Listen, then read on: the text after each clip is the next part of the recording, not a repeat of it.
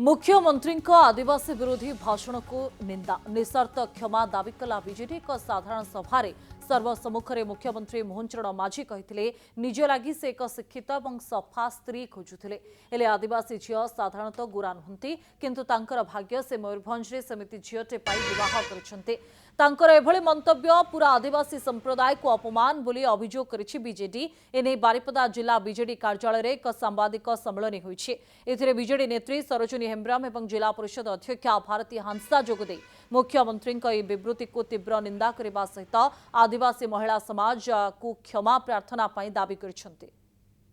जड़े आदिवासी होई आदिवासी झील माने सफा नुहंती बोली कहवाकू नहीं आम मनरे गभीर आघात सृष्टि करिछि। नवरंगपुर राउरकेला कुचिंडा रेमुणा समेत सारा राज्य रे